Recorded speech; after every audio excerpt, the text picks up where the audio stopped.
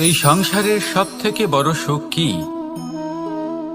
কেউ বলবেন নিজের লক্ষ্য প্রাপ্ত করা, কেউ বলবেন ধন উপার্জন করা, কেউ বলবেন নিদ্রাই সব থেকে বড় সুখ, কেউ বলবেন রাজ্য লাভ করা, আবার কেউ বলবেন মাতার হাত থেকে খাবার খাওয়া,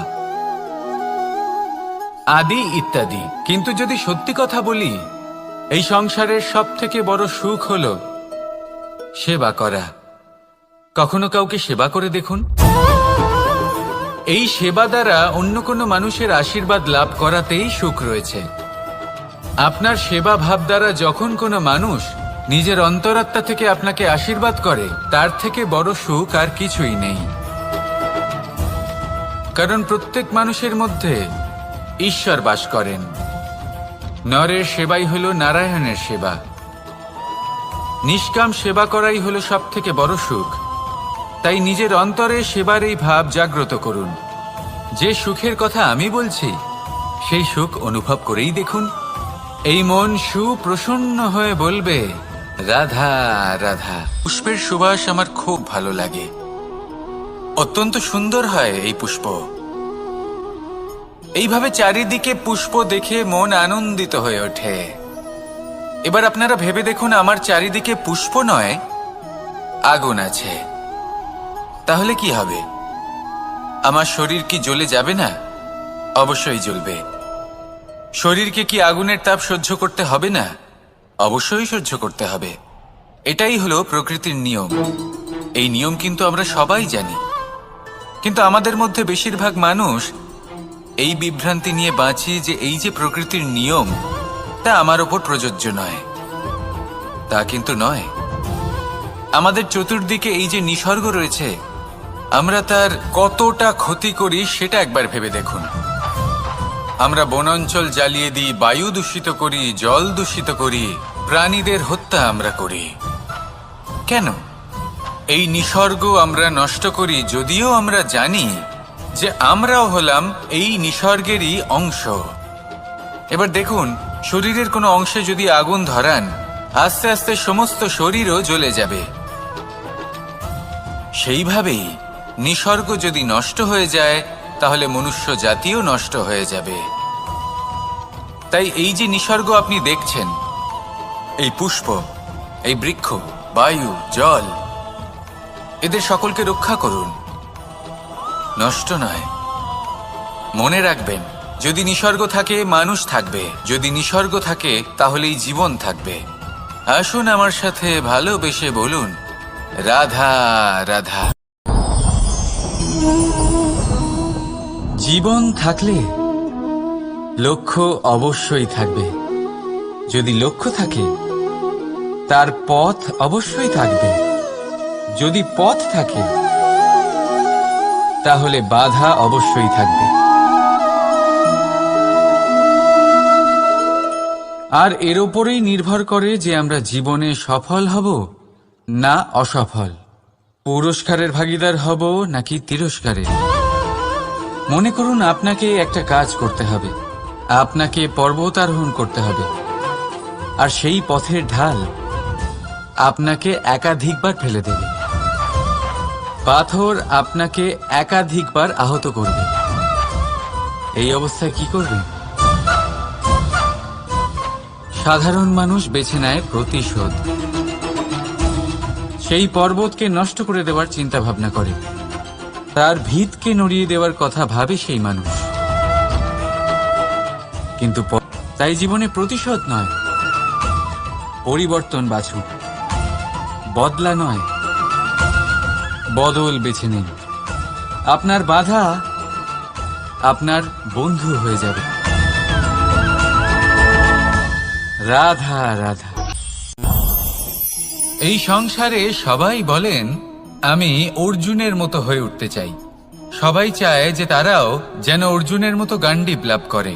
তারাও চায় যে তাদেরকেও মহাদেব এসে পশুপতি অস্ত্র দান করবেন। তারাও এটাই চায় মহাভারতের মতো মহাসংগ্রামে বিজয়ী হতে। কিন্তু সবাই ভুলে যান যে অর্জুন যা হতে পেরেছিলেন, সবকিছুই অর্জন করেছিলেন। যদি আপনিও অর্জুনের মতো গান্ডীব লাভ করতে চান, তবে আপনাকেও তার মতোই শ্রেষ্ঠ কাঠ নির্বাচন করতে হবে। সেই কর্ম আপনাকেই করতে হবে। তার প্রত্যঞ্চা যাতে তীব্র হয়, তার জন্য আপনাকে সর্বশ্রেষ্ঠ দড়ি খুঁজে বের করতে হবে। আপনার বাণ যাতে ঘাতক হয়, সেই জন্য আপনাকে নতুন নতুন ধাতু খুঁজে বের করতে হবে। সেই শিক্ষা আপনাকে লাভ করতে হবে, তবেই আপনার ইচ্ছে পূর্ণ হবে। অর্জুন হওয়া বড়ই সরল, যদি আপনি কিভাবে অর্জন করতে হয় তা জানেন। শুধুমাত্র স্বপ্ন দেখেন যারা, তারা কখনোই অর্জন করতে পারবেন না। কিন্তু যদি কেউ অজ্ঞাতবাস ভোগ করতে পারে, যদি কেউ লাক্ষাগৃহ থেকে পালিয়ে বাঁচতে পারে, যদি কেউ কঠোর তপস্যা করতে পারে, প্রতীক্ষা করতে পারে এবং পরিশ্রমও করতে পারে, তাহলে সে অর্জুন অবশ্যই হয়ে উঠবে। যদি আপনি অর্জুন হয়ে উঠতে চান, তাহলে কর্ম করতে শিখুন আর আমার সাথে ভালোবেসে বলুন, রাধা রাধা। আপনি কখনো কোনো বাজকে নিজের বাসা বানাতে দেখেছেন? এই বাজ যখনই কোনো বাসা বানায়, তখন উঁচু গাছের ডালে বা কোনো পর্বতের শিখরে বাসা বানায়, অনেক উচ্চতায়। আর সেখানে তার সন্তানও জন্মগ্রহণ করে। যখন এই সন্তানেরা জন্মায়, তখন এই বাজ খুবই ভালোবেসে এবং খুব সাবধানে এদের পালন পোষণ করে। নিজের ঠোঁট দিয়ে তাদের ঠোঁটে খাবার পরিবেশন করে। কিন্তু যেই সেই সন্তানেরা হৃষ্টপুষ্ট হয়ে যায় এবং সেই কথা বাজ নিজে বুঝতে পেরে যায়, সেই বাজ নিজেই সেই বাসা ছিন্ন ভিন্ন করে দেয়। সেই সন্তান যাদের সবেমাত্র ডানা গজিয়েছে, কিভাবে উড়তে হয় তারা জানে না, সেই সন্তানগুলিকে উচ্চতা থেকে ঠেলে দেয়। সেই সন্তান প্রথমে ভয়ভীত হয়ে যায়। তারা সামনে মৃত্যুকে দেখতে পেয়ে ভয়ের কারণে তাদের ডানা ঝাপটাতে থাকে। আর সেই প্রক্রিয়াতেই সেই সন্তানগুলি উড়তে শুরু করে দেয়। এবার এই ঘটনায় আমরা কি শিক্ষা পেতে পারি? এটাই, যদি আপনি মাতা পিতা হন, তাহলে নিজের সন্তানকে অবশ্যই স্নেহ করুন, কিন্তু তাদেরকে নিজের আঁচলের তলায় বেঁধে রাখবেন না। যদি আপনি চান আপনার সন্তান জীবনে উন্নতি করুক, তাহলে নিজের মুঠো থেকে তাদের স্বতন্ত্র করে দিন। এই সংসারে সংঘর্ষ করতে দিন।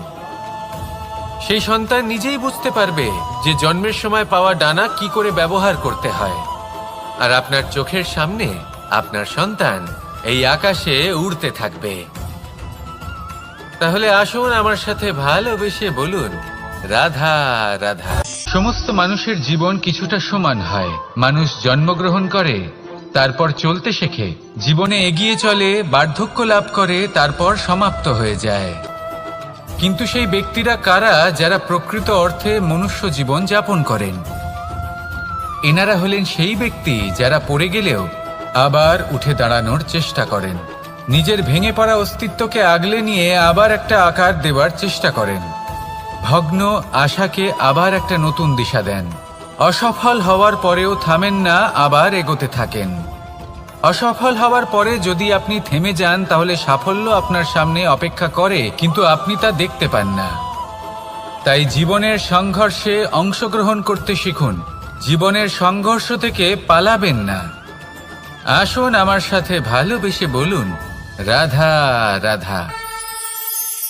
একবার একটা শেয়াল বনে বিচরণ করছিল। ও একটা ছোট্ট শাবক দেখতে পেল। ও ভাবল, আজ একেই আমি খাবার হিসেবে গ্রহণ করব। আশেপাশে দেখলো কেউ দেখছে না তো, কেউ ছিল না। আর সেই শাবকের ওপর আক্রমণ করল, যা হলো একটা ঘোর অপরাধ। বনের নিয়ম অনুসারে আপনি কখনোই শাবকের ওপর আক্রমণ করতে পারেন না। তারপর এই খবরটা যখন রাজা সিংহ জানতে পারলেন, সভার আয়োজন করলেন। কিন্তু সেখানে শেয়াল বলল, আমি তো এরকম কিছু করিনি।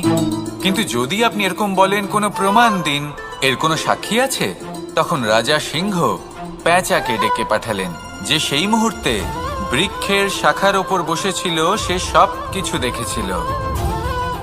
পেঁচা সব সত্যি কথা বলল, আর শেয়ালকে মৃত্যুদণ্ড দেয়া হলো।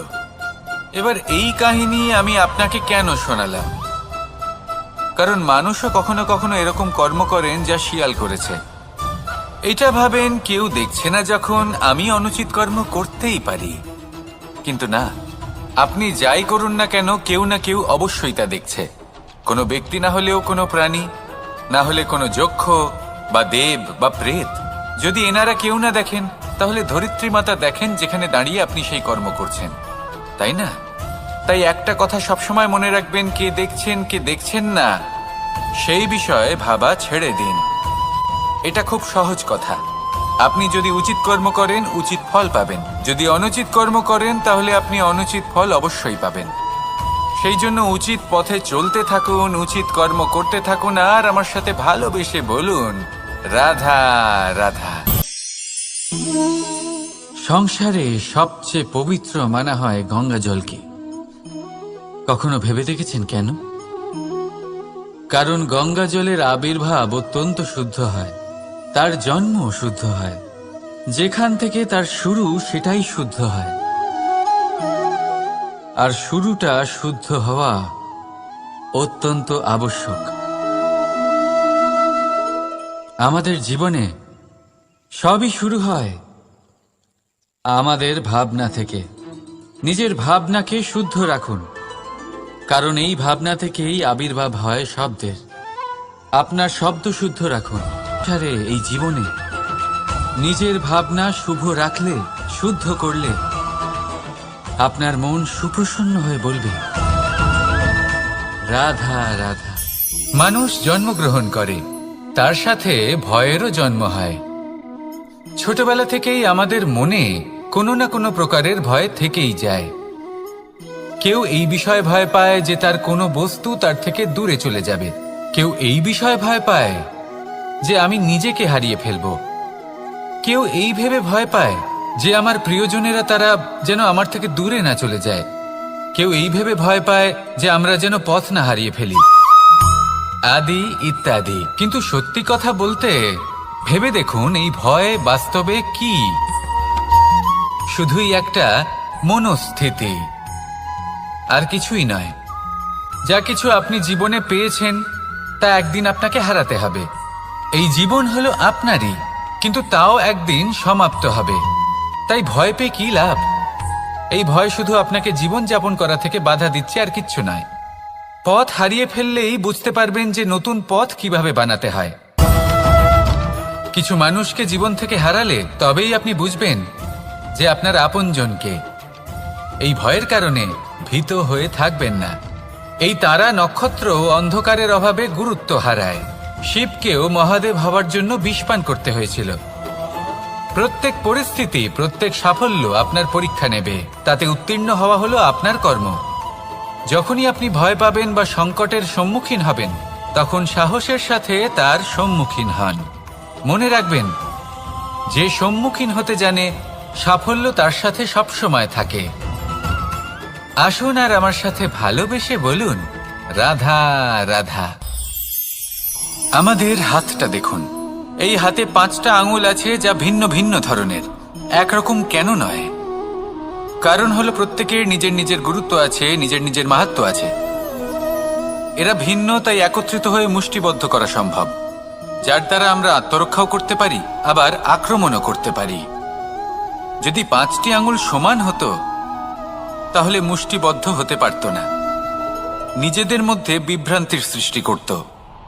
এবার এরকমই কিছু আমাদের সংসারেও হয়। আমাদের দেশ, যেখানে একটি ভূমির ওপর ভিন্ন ভিন্ন ধর্মের মানুষ বাস করেন, ভিন্ন ভিন্ন জাতি, ভিন্ন ধর্ম, ভিন্ন ভাষা। কিন্তু যদি আমরা এটা ভাবি যে কিভাবে এই দেশকে কল্যাণের পথে নিয়ে যাওয়া যায়, কিভাবে এর বিকাশ করা সম্ভব, তাহলে আমাদের একত্রিত হওয়া শিখতে হবে। যেইভাবে 5টা আঙুল একত্রিত হয়, মুষ্টিবদ্ধ হয়, সেইভাবেই আপনার যে ভাষাই হোক, যে ধর্মই হোক, যে জাতি হোক না কেন, ঠিক আছে, আবশ্যক হলো আপনার নিজের কর্মভূমির সাথে, আপনার ধরিত্রীর সাথে যুক্ত থাকা, সাথে থাকা। তবেই দেশের উন্নয়ন সম্ভব। তবেই এই দেশ স্বতন্ত্র থাকবে, সফল হবে, আর এই মন প্রসন্ন হয়ে বলবে, রাধা রাধা। যদি আমি আমার চোখ বেঁধে কোনো একটা নির্দিষ্ট দিকে নিজের সমস্ত শক্তি প্রয়োগ করে ছুটে যাই, তাহলে কি হবে? আমি কোথাও ধাক্কা খেতে পারি, নিজের ক্ষতি করতে পারি, কোথাও পড়ে যেতে পারি, তাই না? অর্থাৎ এটা নিশ্চিত এই কাজ আমার করা উচিত নয়। কিন্তু আজকের দিনে প্রত্যেকটা মানুষ এই কাজই করছেন, তাই না? কোনো কাজ করার পূর্বে সেই কাজের বিষয়ে সম্পূর্ণ তথ্য কোথায় সংগ্রহ করছেন? শুধু এটুকু জানেন যে এই কাজটা করলে কত ধন অর্জন করবেন আর কত নাম হবে, আর ব্যাস সামনে এগিয়ে যান। এটা উচিত নয়। পূর্ণরূপে যে কোনো কাজ করার আগেই সেই কাজের বিশ্লেষণ করে নেওয়া উচিত, তা বুঝে নেওয়া উচিত এবং সেই বিষয়ে অবশ্যই খেয়াল রাখা উচিত যে আপনার শরীর এবং আপনার মন এই কাজ করার জন্য কি প্রস্তুত রয়েছে। যদি তা না হয় তাহলে প্রথমে নিজেকে শুধরে নিন, তারপরে সেই কাজ করুন। যদি এইভাবে জীবনে সামনে এগোন তাহলে সাফল্যের সম্ভাবনা জীবনে অনেক বেশি বেড়ে যাবে। তাহলে এটাই করুন আর আমার সাথে ভালোবেসে বলুন, রাধা রাধা। এই সংসারে সাফল্য লাভ করার জন্য জ্ঞানের প্রয়োজন হয়, পরিশ্রমের প্রয়োজন হয়, দৃঢ় নিষ্ঠার প্রয়োজন হয়, নিরন্তর চেষ্টা করা প্রয়োজনীয়। কিন্তু আরো কিছু আছে যা অত্যন্ত প্রয়োজনীয় এবং গুরুত্বপূর্ণ। তা হলো ভালো বন্ধু। তাদের থাকা অত্যন্ত প্রয়োজনীয়। যদি ভালো বন্ধু থাকে তাহলে সময় এলে তারা ঢাল হয়ে আপনাকে সুরক্ষা করবেন। সময় এলে অস্ত্রের মতো শত্রুকে সংহারও করবেন। যদি তিনি জ্ঞানী হন, তাদের মধ্যে সদ্গুণ থাকে, তাহলে এই সব গুণ আপনার মধ্যেও প্রবেশ করবে। তাহলে সাফল্যের জন্য ভালো বন্ধু পাওয়া অত্যন্ত প্রয়োজনীয়। কিন্তু শুধু বন্ধু কেন, ভালো শত্রুও থাকা প্রয়োজনীয়। এবার আপনি ভাববেন, এ আমি কি বললাম? যদি আপনার জীবনেও ভালো অর্থাৎ শক্তিশালী শত্রু থাকে তাহলে আপনিও শক্তিশালী হতে থাকবেন। এই শত্রু আপনাকে প্রেরিত করবে আরো বেশি শক্তিশালী হয়ে ওঠার। কখনো কোনো হরিণকে দেখুন, তীব্র গতিতে দৌড়তে থাকে। কেন তীব্র গতিতে দৌড়য়? এই কারণে নয় যে কোথাও তার জন্য মধুর ঘাস অপেক্ষা করে রয়েছে, না। সে এই কারণে তীব্র গতিতে দৌড়য় কারণ সেটা না করলে তার পেছনে একটি সিংহ আছে যে ওকে নিজের ভোজন করে ফেলবে। তাই জীবনে বিপদ, সংকট এই সবকিছুও হলো অত্যন্ত গুরুত্বপূর্ণ।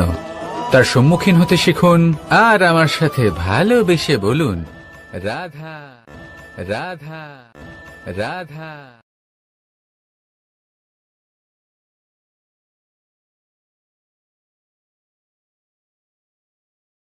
লক্ষ্যে পৌঁছানো অত্যন্ত কঠিন হয়।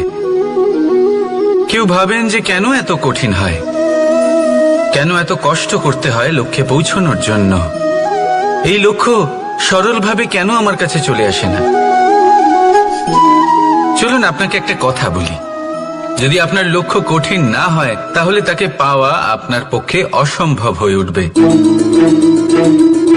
লক্ষ্যে পৌঁছানোর এই রাস্তায় আপনি যে কড়া রোদের সম্মুখীন হন, যার থেকে আপনি দূরে পালাতে চান, সেই রোদ আপনাকে প্রেরণা যোগায় যে আপনি এগোতে থাকুন। ভাবুন একজন যাত্রী যে কিনা নিজের লক্ষ্যের দিকে যাচ্ছেন, সেই পথে উনি যদি একটু ছায়া পেয়ে যান আর উনি ওখানে বিশ্রাম নেন, তাহলে তার সাথে তার ভাগ্য গভীর নিদ্রায় সেখানে বিলীন হয়ে যায়। তাই পরিশ্রমের কড়া রোদের থেকে কখনো দূরে পালাবেন না। জীবনে শুধু সামনে এগোতে থাকুন দৃঢ়তার সাথে। আর লক্ষ্য সরল হোক, কঠিন হোক বা অত্যাধিক কঠিন হোক, একটা কথা মনে রাখবেন, যে জীবনের লক্ষ্যে পৌঁছতে পেরেছে সে লক্ষ্য প্রাপ্তির জন্য আফসোস কখনোই করে না। রাধা রাধা। ধৈর্য, এই ধৈর্য কি কোনো গুণ, কোনো অনুভূতি, কোনো দৃষ্টিভঙ্গি? আমার জন্য ধৈর্য এক বাহন। আপনি হয়তো ভাবছেন এই কেমন বাহন? বাহন তো ঘোড়া হতে পারে, হাতি হতে পারে, উটও হতে পারে, কিন্তু ধৈর্যকে বাহন বানানো মানে? চলুন আপনাকে একটা কথা বোঝাই। পৃথিবীতে এমন কোনো বাহন নেই যে তার আরোহীকে আছড়ে ফেলেনি।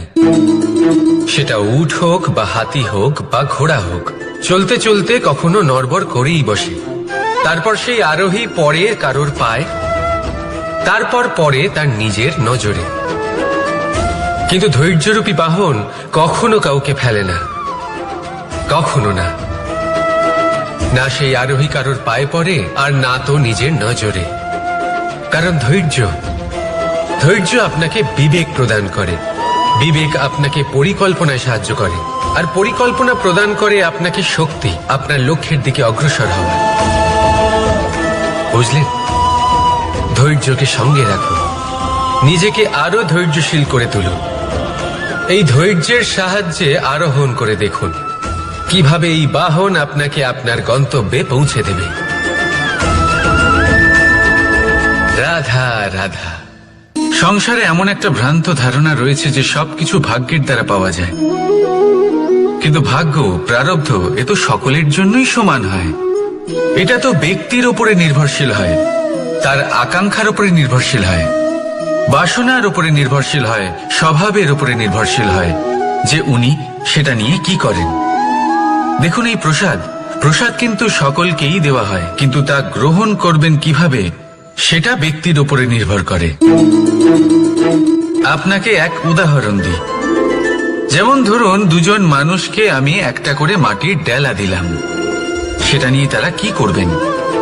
একজন মানুষ তার ছোট ছোট ডেলা বানাবেন আর পথযাত্রীদের ওপরে ছুঁড়ে মারবেন, হাসি ঠাট্টা করবেন, তাদের বস্ত্র নোংরা করে দেবেন, সেটাতেই উনি আনন্দ পাবেন। অন্যদিকে দ্বিতীয় ব্যক্তি সেই মাটির ডেলা দিয়েই নিজের জন্য একটা কুঁড়ে ঘর বানাবেন।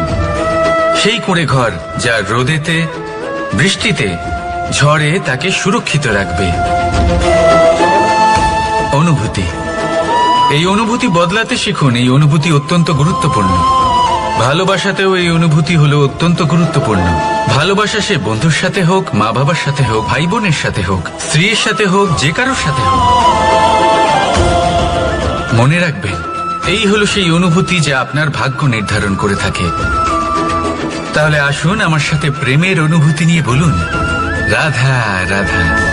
লক্ষ্য, পথ আর সাফল্য, এই তিনটেই একে অপরের সাথে জড়িত, কিন্তু অনেকবার মানুষ এদের ঠিকভাবে বুঝতে পারেন না। তারা ভাবেন যে যেরকম লক্ষ্য হবে সেরকমই পথ হবে, সেই মতোই লক্ষ্য কঠিন হলে পথ কঠিন হবে, লক্ষ্য সরল হলে পথ সরল হবে। যদি আপনাকে আসল সত্যের সাথে অবগত করাই, তাহলে দেখবেন সবকিছুই এর উল্টো। লক্ষ্য নিজের পথ বানায় না, পথ সেটাই যেটা আপনি স্বয়ং নির্বাচন করে আপনি নিজে বানান। সেই অনুসারেই আপনি আপনার লক্ষ্যে পৌঁছতে পারবেন।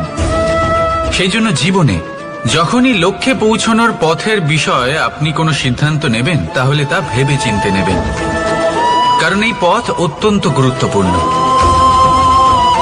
পথ যদি শুভ হয়, তাহলে লক্ষ্য আপনা থেকেই শুভ হয়ে যায়। তাহলে আসুন আমার সাথে ভালোবেসে বলুন, রাধা রাধা। ভাগ্য আর কর্ম, এই দুই এমন শব্দ যাকে ঘিরে সমগ্র সংসার।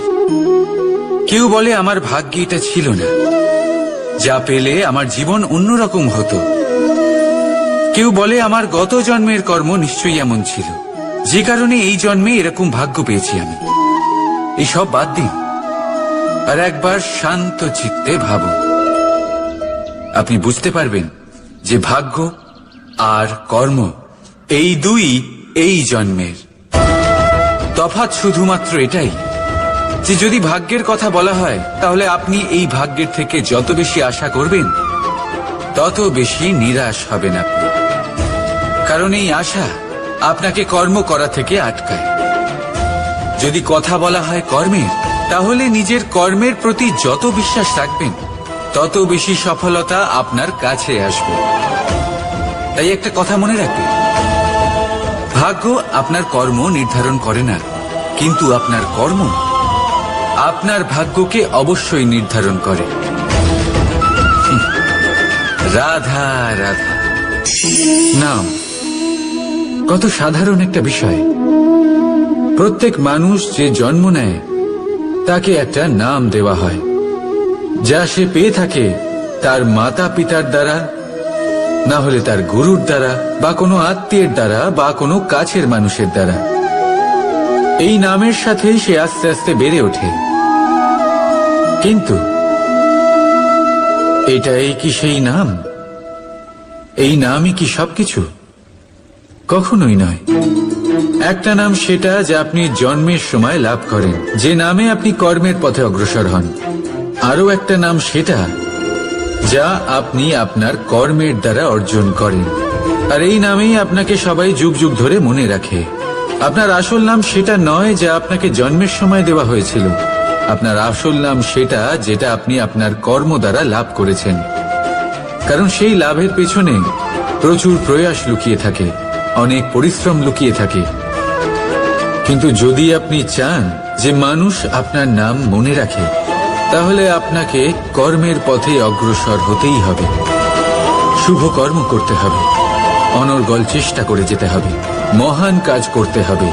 আর বিশ্বাস করুন, আপনি একটা মহান নামের ফল অবশ্যই লাভ করবেন। রাধা রাধা।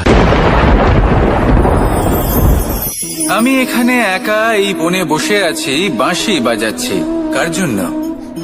কে আছেন এখানে? কেউ নেই।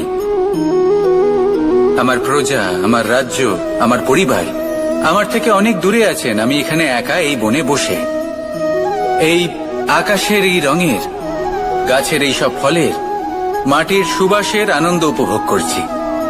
কেন? আমি হলাম দ্বারকাধীশ। এমন কি রাজকীয় বা ভৌতিক সুখ রয়েছে যে আমি ওখানে পেতে পারি না? সবকিছুই পেতে পারি, তাও এখানে বনে একা বসে আছি। কোন সুখ খুঁজে চলেছি? একা থাকার সুখ। আমরা প্রত্যেকদিন অনেক মানুষের সাথে, চিন্তাধারার সাথে, কর্মের সাথে, পরিস্থিতির সাথে, সুখ দুঃখের দ্বারা বেষ্টিত থাকি।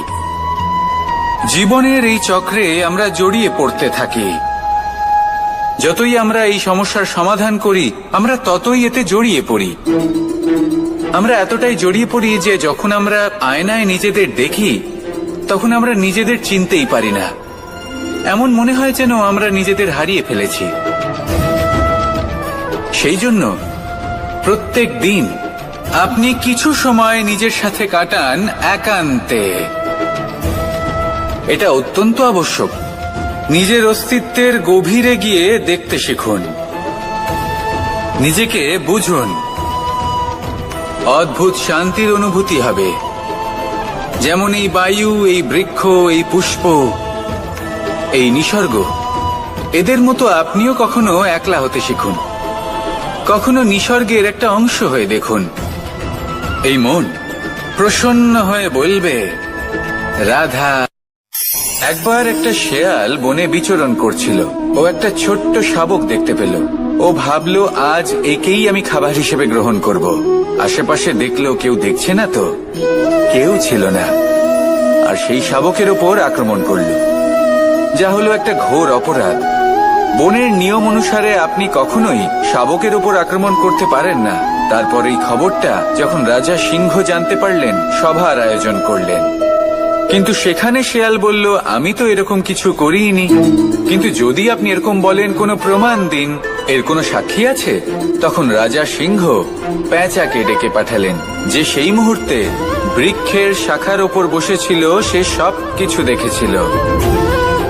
পেঁচা সব সত্যি কথা বলল, আর শেয়ালকে মৃত্যুদণ্ড দেয়া হলো। এবার এই কাহিনী আমি আপনাকে কেন শোনালাম? কারণ মানুষও কখনো কখনো এরকম কর্ম করেন যা শিয়াল করেছে। এটা ভাবেন কেউ দেখছে না, যখন আমি অনুচিত কর্ম করতেই পারি। কিন্তু না, আপনি যাই করুন না কেন, কেউ না কেউ অবশ্যই তা দেখছে। কোনো ব্যক্তি না হলেও কোনো প্রাণী, না হলে কোনো যক্ষ বা দেব বা প্রেত। যদি এনারা কেউ না দেখেন, তাহলে ধরিত্রী মাতা দেখেন, যেখানে দাঁড়িয়ে আপনি সেই কর্ম করছেন, তাই না? তাই একটা কথা সবসময় মনে রাখবেন, কে দেখছেন কে দেখছেন না সেই বিষয়ে ভাবা ছেড়ে দিন। এটা খুব সহজ কথা। আপনি যদি উচিত কর্ম করেন, উচিত ফল পাবেন। যদি অনুচিত কর্ম করেন, তাহলে আপনি অনুচিত ফল অবশ্যই পাবেন। সেই জন্য উচিত পথে চলতে থাকুন, উচিত কর্ম করতে থাকুন, আর আমার সাথে ভালোবেসে বলুন, রাধা রাধা। বাহ, পুষ্পের সুবাস আমার খুব ভালো লাগে। অত্যন্ত সুন্দর হয় এই পুষ্প। এইভাবে চারিদিকে পুষ্প দেখে মন আনন্দিত হয়ে ওঠে। এবার আপনারা ভেবে দেখুন, আমার চারিদিকে পুষ্প নয়, আগুন আছে। তাহলে কি হবে? আমার শরীর কি জ্বলে যাবে না? অবশ্যই জ্বলবে। শরীরকে কি আগুনের তাপ সহ্য করতে হবে না? অবশ্যই সহ্য করতে হবে। এটাই হলো প্রকৃতির নিয়ম। এই নিয়ম কিন্তু আমরা সবাই জানি, কিন্তু আমাদের মধ্যে বেশিরভাগ মানুষ এই বিভ্রান্তি নিয়ে বাঁচি যে এই যে প্রকৃতির নিয়ম, তা আমার ওপর প্রযোজ্য নয়। তা কিন্তু নয়। আমাদের চতুর্দিকে এই যে নিসর্গ রয়েছে, আমরা তার কতটা ক্ষতি করি সেটা একবার ভেবে দেখুন। আমরা বনাঞ্চল জ্বালিয়ে দিই, বায়ু দূষিত করি, জল দূষিত করি, প্রাণীদের হত্যা আমরা করি। কেন? এই নিসর্গ আমরা নষ্ট করি, যদিও আমরা জানি যে আমরাও হলাম এই নিসর্গেরই অংশ। এবার দেখুন, শরীরের কোনো অংশে যদি আগুন ধরান, আস্তে আস্তে সমস্ত শরীরও জ্বলে যাবে। সেইভাবেই নিসর্গ যদি নষ্ট হয়ে যায়, তাহলে মনুষ্য জাতিও নষ্ট হয়ে যাবে। তাই এই যে নিসর্গ আপনি দেখছেন, এই পুষ্প, এই বৃক্ষ, বায়ু, জল, এদের সকলকে রক্ষা করুন, নষ্ট নয়। মনে রাখবেন, যদি নিসর্গ থাকে মানুষ থাকবে, যদি নিসর্গ থাকে তাহলেই জীবন থাকবে। আসুন আমার সাথে ভালোবেসে বলুন, রাধা রাধা। কারই না পছন্দ বলুন তো? অত্যন্ত সুস্বাদু হয় এই মধু, মিষ্টি খেতে হয় এবং তা শক্তিও প্রদান করে। এবং প্রত্যেকটি মিষ্টি পদার্থের মতোই এতেও খুব তাড়াতাড়ি পিঁপড়ে ধরে যায়। অন্যদিকে যদি নুনকে দেখি, তাহলে বছরের পর বছর রাখলেও এতে পিঁপড়ে ধরে না। এবার যদি কথা বলি বন্ধুত্বের, তাহলে বন্ধুত্ব নুনের মতো হওয়া উচিত, মধুর মতো নয়। যারা সামনে এলে শুধুমাত্র মধুর মধুর কথা বলবে, পরে এতে পিঁপড়ে ধরে যাবে, এটা নুনের মতো হওয়া উচিত। প্রকৃত বন্ধু হলো সে যে সময় এলে পরে আপনার সামনে আপনার প্রকৃত সত্য তুলে ধরবে, তা সে যতই কঠিন হোক না কেন। আপনার দোষ, আপনার অপগুণ, আপনার খামতি আপনাকে বলতে পারবে, যাতে আপনি সেগুলো শুনে মেনে নিয়ে তারপর নিজেকে শুধরোতে পারেন। এটাই হলো প্রকৃত বন্ধুত্ব। কখনো নিজের জীবনের আশেপাশে মন দিয়ে দেখবেন, অনেক সময় এমন মানুষ থাকেন, অনেক বন্ধু থাকেন, যাদের দেখে আমাদের মনে হয় যে এনারা খুব কঠোর, এনাদের কথা খুব কটু। কিন্তু বেশিরভাগ এমন মানুষের মনটা যদি বুঝতে পারেন, তাহলে দেখবেন তাতে কোনো মালিন্য নেই। এনাদের মন অত্যন্ত পবিত্র হয়। যদি আপনার জীবনেও এমন কোনো ব্যক্তি থেকে থাকে, এমন বন্ধু থাকে, তাহলে তাদের আগলে রাখুন আর আমার সাথে ভালোবেসে বলুন, রাধা রাধা। যতক্ষণ আমরা এই সংসারে জীবিত, ততক্ষণ আমাদের সাথে সবকিছু থাকে। আমাদের ধন, সুখ স্বাচ্ছন্দ্য, আমাদের মিত্রগণ, আমাদের পরিবার, এই সমাজ, এই সবকিছু আমাদের সাথে থাকে। যেদিন আমরা এই সংসারকে ত্যাগ করব, এদের মধ্যে কেউ আমাদের সাথে যাবে না, না ধন, না স্বাচ্ছন্দ্য, না সম্পত্তি। এই সকল মানুষ, এই সমাজ, এরা শুধুমাত্রই শ্মশান পর্যন্ত আমাদের সাথে থাকতে পারবেন। তারপরে যদি আমাদের সাথে কিছু যেতে পারে, তাহলে তা শুধুই আমাদের ধর্ম। আর এই সংসারে আমরা নিজেদের যে সুনাম রেখে যাই, সেটা সম্ভব শুধুমাত্র কর্মের দ্বারা। সেই জন্য সংসারে যতদিন পর্যন্ত জীবিত আছেন, যদি কিছু অর্জন করতে চান, তাহলে ধর্ম অর্জন করুন, ধর্মের বিষয়ে স্পষ্টতা অর্জন করুন এবং কর্ম অর্জন করুন। এটাই হবে আপনার অতীত এবং এটাই হবে আপনার ভবিষ্যৎ, এবং এটাই সকলকে প্রেরণা প্রদান করবে। আসুন আমার সাথে ভালোবেসে বলুন, রাধা রাধা। কোনো যাত্রায় যাব বলে মনে করি, তখনই আমরা প্রস্তুত থাকি আসন্ন বিপদের জন্য বা সংকটের জন্য। যেমন যদি আমাদের মনে হয় যে আজকের পরিবেশ খুব ঠান্ডা হবে, তাহলে আমরা গরম বস্ত্র ধারণ করি বা সেটাকে সাথে নিয়ে যাই। যদি মনে হয় যে বৃষ্টি হতে পারে বা বৃষ্টি হয়ে চলেছে, আমরা দেখছি, তাহলে আমরা একটা ছাতা সাথে নিয়ে নিই। আমরা প্রস্তুত থাকতে চাই এবং এটাই উচিত। এবং সেই কারণেই আমরা যাত্রায় সাফল্য লাভ করি। কিন্তু যদি আমরা কথা বলি জীবনযাত্রা নিয়ে, যা কিনা সব থেকে বেশি গুরুত্বপূর্ণ, তাহলে তার জন্য আমরা পূর্ণরূপে প্রস্তুত থাকি না। আশেপাশের মানুষ, এই সমাজ, আমাদের সাথী, আমাদের মিত্ররা যে কোনো মুহূর্তে বদলে যেতে পারেন। সেই জন্য আমরা নিজেদেরকে কখনো সাবধান করি না, কখনোই নিজেদের প্রস্তুত করি না। আমাদের এটা কখনোই মনে হয় না যে এরকম হতে পারে, আর সেই কারণেই শেষে গিয়ে আমরা অত্যন্ত দুঃখ পাই। একটা অমূল্য শিক্ষা আছে যেটা আমাদের লাভ করা উচিত। সতর্ক থাকা উচিত। এই জীবনযাত্রার জন্য শুধুমাত্র এই পরিবেশের বিষয়ে তথ্য সংগ্রহ করা বা তাকে অনুমান করা এটুকু হলেই চলবে না। আমাদের আশেপাশের মানুষজনকে দেখতে হবে, তাদের স্বভাব পরিস্থিতির ওপর নজর রাখতে হবে। যখন তারা রং পাল্টাচ্ছেন নজর রাখতে হবে, তা অত্যন্ত আবশ্যক। পরিবর্তন আপনার জীবনে অবশ্যম্ভাবী। সঠিকভাবে তার সম্মুখীন হন। আসুন আমার সাথে ভালোবেসে বলুন, রাধা। বাহ, পুষ্পের সুবাস আমার খুব ভালো লাগে। অত্যন্ত সুন্দর হয় এই পুষ্প। এইভাবে চারিদিকে পুষ্প দেখে মন আনন্দিত হয়ে ওঠে। এবার আপনারা ভেবে দেখুন, আমার চারিদিকে পুষ্প নয়, আগুন আছে। তাহলে কি হবে? আমার শরীর কি জ্বলে যাবে না? অবশ্যই জ্বলবে। শরীরকে কি আগুনের তাপ সহ্য করতে হবে না? অবশ্যই সহ্য করতে হবে। এটাই হলো প্রকৃতির নিয়ম। এই নিয়ম কিন্তু আমরা সবাই জানি, কিন্তু আমাদের মধ্যে বেশিরভাগ মানুষ এই বিভ্রান্তি নিয়ে বাঁচি যে এই যে প্রকৃতির নিয়ম, তা আমার ওপর প্রযোজ্য নয়। তা কিন্তু নয়। আমাদের চতুর্দিকে এই যে নিসর্গ রয়েছে, আমরা তার কতটা ক্ষতি করি সেটা একবার ভেবে দেখুন। আমরা বনাঞ্চল জ্বালিয়ে দিই, বায়ু দূষিত করি, জল দূষিত করি, প্রাণীদের হত্যা আমরা করি। কেন? এই নিসর্গ আমরা নষ্ট করি, যদিও আমরা জানি যে আমরাও হলাম এই নিসর্গেরই অংশ। এবার দেখুন, শরীরের কোনো অংশে যদি আগুন ধরান, আস্তে আস্তে সমস্ত শরীরও জ্বলে যাবে। সেইভাবেই নিসর্গ যদি নষ্ট হয়ে যায়, তাহলে মনুষ্য জাতিও নষ্ট হয়ে যাবে। তাই এই যে নিসর্গ আপনি দেখছেন, এই পুষ্প, এই বৃক্ষ, বায়ু, জল, এদের সকলকে রক্ষা করুন, নষ্ট নয়। মনে রাখবেন, যদি নিসর্গ থাকে মানুষ থাকবে, যদি নিসর্গ থাকে তাহলেই জীবন থাকবে। আসুন আমার সাথে ভালোবেসে বলুন, রাধা রাধা। এই সংসারের সব থেকে বড় সুখ কি? কেউ বলবেন নিজের লক্ষ্য প্রাপ্ত করা, কেউ বলবেন ধন উপার্জন করা, কেউ বলবেন নিদ্রাই সব থেকে বড় সুখ, কেউ বলবেন রাজ্য লাভ করা, আবার কেউ বলবেন মাতার হাত থেকে খাবার খাওয়া, আদি ইত্যাদি। কিন্তু যদি সত্যি কথা বলি, এই সংসারের সব থেকে বড় সুখ হলো সেবা করা। কখনো কাউকে সেবা করে দেখুন।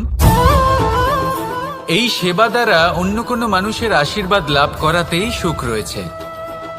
আপনার সেবা ভাব দ্বারা যখন কোনো মানুষ নিজের অন্তরাত্মা থেকে আপনাকে আশীর্বাদ করে, তার থেকে বড় সুখ আর কিছুই নেই।